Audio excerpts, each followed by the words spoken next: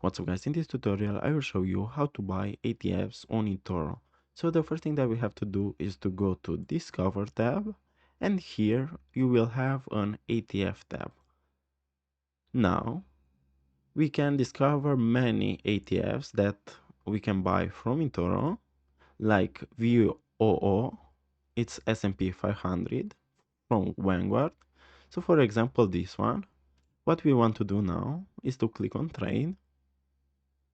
We're gonna buy, let's say, $100 worth of ETFs. You can buy it by dollar amount or by shares.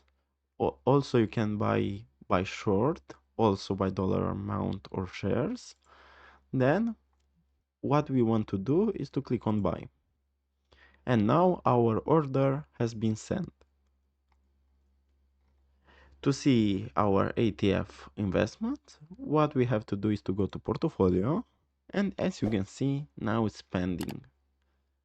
So this was the tutorial, guys. Take in account that this is not a financial advice, this is only a tutorial of how to buy ETFs on eToro. Thanks for watching, and don't forget to like and subscribe to my channel.